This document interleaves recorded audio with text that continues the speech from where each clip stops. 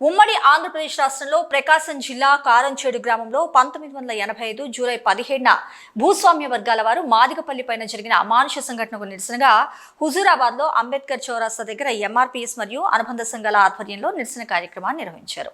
ఈ కార్యక్రమంలో ఎంఆర్పీఎస్ జాతీయ నాయకులు రుద్రారపు రామచంద్రం మాట్లాడుతూ కారంచేడు గ్రామంలో మాదిగలు మంచినీరు తాగే చెరువులో పశువులను కడిగి నీటిని కలుషితం చేసిన క్రమంలో మున్నంగి సువార్త కత్తి చంద్రయ్య ఇద్దరు అడ్డుకోవటం జరిగింది. ఈ కార్యక్రమంలో సైదాపూర్ మాజీ ఎంపీపీ పొడిశెట్టి వెంకటరాజం, హుజూరాబాద్ జిల్లా సాధన జేఏసీ కన్వీనర్ భీమోజు సదానందం, వేల్పుల రత్నం, డాక్టర్ తడిమకల్ల శేఖర్, రామ్ రాజేశ్వర్, ఇల్లందుల సమ్మయ్య, తునికి సమ్మయ్య, ఆడెపు సురేందర్, బత్తుల రాజలింగం, వేల్పుల భాస్కర్, తాళపల్లి అమరేందర్ గౌడ్, మోరే సతీష్, వేల్పుల ప్రభాకర్, అంబాల రవీందర్, బొడ్డు ఐలయ్య, ముక్క మొగిలి, రుద్రారపు మొగిలి, ఏనుకు అశోక్ తదితరులు పాల్గొన్నారు. 1985 జూలై 17న జరిగినటువంటి మారణకాండ ఏదైతుందో ఇది అందరూ ఒకరు కూడా ఖండించాల్సినటువంటి అవసరం. అయితే ఈ మారణకాండ ఈ వెనకాల ఉన్నటువంటి నేపథ్యం ఏంటంటే మనకు నక్సల్బరీ శ్రీకాకుళ పోరాటాల వారసత్వంగా తెలంగాణ లోపల ఆ ఉద్యమం అనేటువంటిది ప్రారంభమైంది. ఇది తెలంగాణలో ఉవ్వెత్తులు వేసి తెలంగాణ రాష్ట్రమే కాకుండా మొత్తం ఆంధ్రప్రదేశ్ అంతటి కూడా మాకేటువంటి క్రమం లోపల తెలంగాణలో ఉన్నటువంటి భూస్వాములకు వ్యతిరేకంగా జరుగుతున్నటువంటి పోరాటాలతోటి ఎమ్మెల్యేచ్చినటువంటి భూస్వాములంతా కూడా పట్టణాలకు పారిపోయినటువంటి పరిస్థితి. ఈ పరిస్థితులలో ఉద్యమాన్ని విస్తరించడంలో భాగంగా ఆంధ్ర ప్రాంతం లోపలికి కూడా ఉద్యమం వెళ్ళడం జరిగింది. అయితే ఆ విధంగా వెళ్ళినటువంటి క్రమం లోపల అక్కడ ఉద్యమం ఎప్పుడైతే ప్రారంభం అవుతున్నదో దీన్ని పసిగెత్తినటువంటి భూస్వాములు ఈ యొక్క ఉద్యమాన్ని అంటే నక్సల్బరీ యొక్క ఉద్యమాన్ని తుంగలోనే తొక్కివేయాలి. ఎందుకంటే మనకు తెలంగాణ ప్రాంతంలో జరుగుతున్నటువంటి ఉద్యమం మూలకంగా అక్కడ భూస్వాములంతా కూడా పట్టణాలకు పారిపోయినటువంటి పరిస్థితి. కాబట్టి తిరిగి ఇక్కడ కూడా మనం ఈ ఉద్యమం కనుక ఇక్కడ ప్రారంభమైతే దీన్ని మనం ఎదుర్కోవడం కష్టమవుతుంది, మనం ఇక్కడ బ్రతకలేనటువంటి పరిస్థితి వస్తుంది. కాబట్టి దీన్ని మొగ్గలోనే తుడిచివేయాలనేటువంటి దాంట్లో భాగంగా అక్కడ సంఘటితమైనటువంటి ఏదైతే మాదిగలు ఉన్నారో వీళ్ళందరినీ ఇప్పుడే అణిచివేయాలని చెప్పేసి అక్కడటువంటి భూస్వాములైనటువంటి చుంచురామయ్య వాళ్ళు వీళ్ళంతా కూడా అక్కడటువంటి ఏవైతే కంబలు ఇక్కడ మనకి ఎట్లనైతే తెలంగాణలో రెడ్లు వెలమలు ఎట్లయితే భూస్వాములుగా ఉన్నారో అక్కడ ఆంధ్ర ప్రాంతంలో ఉన్నటువంటి కంబలంతా కూడా భూస్వాములుగా ఉన్నారు. వాళ్ళంతా కూడా యూనిటీ అయ్యి ఒకేసారి మొదట్లోనే దీన్ని దెబ్బ కొట్టాలని చెప్పేసి ఆ రోజు జూలై 17, 1885 లోపల వాళ్ళు దాడి చేసి అమానుషమైనటువంటి దారుణకాండ చేసి అనేక మందిని హత్య గావించడం అనేటువంటి జరిగింది. కాబట్టి ఇది అయినప్పటికీ కూడా ఉద్యమం అనేటు దాన్ని వాళ్ళు ఆపలేకపోయారు. తిరిగి అక్కడ ఉద్యమం పుంజుకొని అక్కడటువంటి భూస్వాములకు కమ్మల దొరలకు వ్యతిరేకంగా సగులు చేసి ఉద్యమం వాళ్ళు అక్కడ మాదిగలంతా కూడా సంఘటితమయ్యి అక్కడ భూస్వాముల వ్యతిరేకంగా కొట్లాడి వాళ్ళకు పాల్గొన్నటువంటి సందర్భం ఉంది.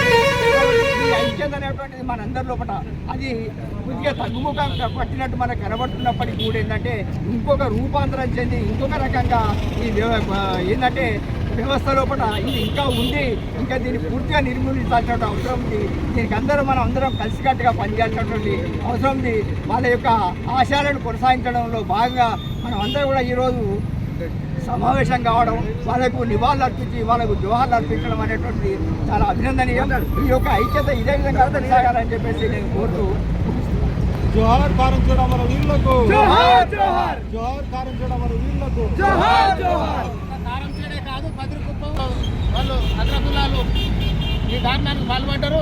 కాబట్టి మనందరం ఐక్యత ఉండాలని కోరుకుంటూ చివరిగా బత్తుల రాజలింగం గారు, అంబేద్కర్ సంఘం నాయకులు మాట్లాడవలసిందిగా కోరుతున్నాను.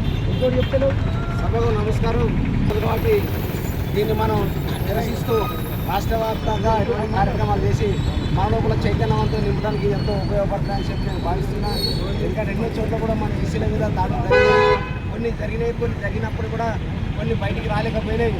కానీ కారంచేడు మాత్రం జరగడం, అది బయటికి రావడం, అక్కడ ఉన్నటువంటి ప్రజల యొక్క చైతన్యం కావచ్చు, లేకపోతే ఇతరత్ర కమ్యూనిస్ట్ పార్టీ యొక్క బలం కావచ్చు, అక్కడ మళ్ళీ ప్రతీకారం తీసుకోవడం కమ్యూనిస్ట్ పార్టీలు ఇటువంటి సంఘటనలు జరగడం చాలా దురదృష్టకరమైన సంఘటన.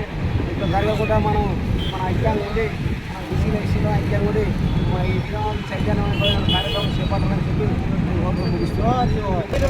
ఉద్యమ చేతులు మరి కారంచేడు 85లో జరిగిన దాని నుంచి ఇప్పటి వరకు కూడా మీ పద్ధతి వాళ్ళ కోసం ఎట్లా జరిగింది ఏకైతే ఉద్యమంలో చేస్తున్నాను తప్ప మరి అప్పటి నుంచి ఇప్పటి వరకు ఈ అరచకాలు కానీ అవి ఇవి అక్కడక్కడ దళిత మహిళలను కానీ ఇంకా అవి అట్లనే ఉంటున్నాయి.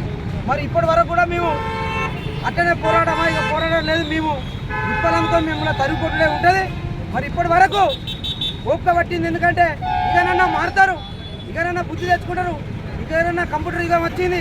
మరి వాళ్ళ మహిళలు కానీ వాళ్ళ పిల్లలు కానీ వాళ్ళ విధానాలు కానీ ఇక మేము చెప్పుకున్నది చదువులలో ఎదిగిపోయిన ఈ దళితులలో మరి ఇక వాళ్ళకు కంప్యూటర్ యుగం వచ్చినాక మా ఆటలే త్యాగం అనే ఉద్యమస్తులు ఉన్నారు.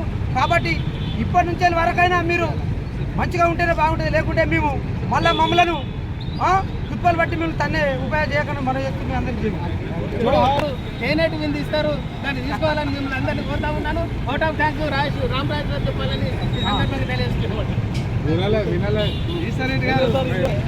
ఒక్క నిమిషం నేను మాట్లాడి మనం చదువుకోవడము, వాళ్ళ లోపల చైతన్యం ఉండడము, వాళ్ళ లోపల తిరుగుబాటు మనస్తత్వం ఉండడం, అగ్రవర్ణాలు పద్ధతులని వాళ్ళు ప్రశ్నించడం, అనేక సందర్భాల్లో వాళ్ళు ఎదుర్కోవడము, మళ్ళీ అక్కడ ఉన్న ప్రాంతంలో చిన్న కులాలకు పెద్ద దిక్కు ఉండడము, అక్కడ ఉన్నటువంటి కమ్మ సమాజానికి ఇష్టం లేకపోవడం వల్ల ఏ రోజు ఎప్పుడు అవకాశం వచ్చినా కానీ వీళ్ళని ఈ దళితుల్ని మనల్ని ప్రశ్నించకుండా వేయాలి అని మనసులో పెట్టుకొని మరి ఆ రోజు ఆ సంఘటన వాళ్ళు చేయడం జరిగింది.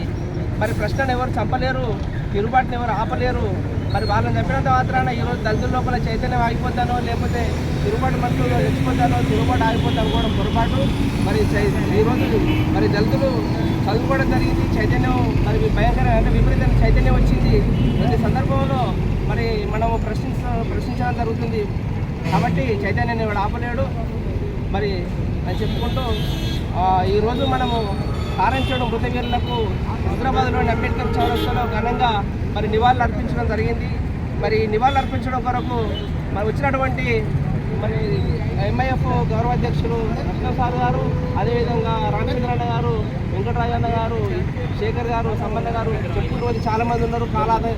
కాలయాపన జరుగుతుంది కాబట్టి అన్యత భావించకుండా అందరికీ ఈ సందర్భంగా కృతజ్ఞతలు చెప్పుకుంటూ ఈ సమావేశం ముగిసినట్టుగా ప్రకటించడం. జై భీమ్.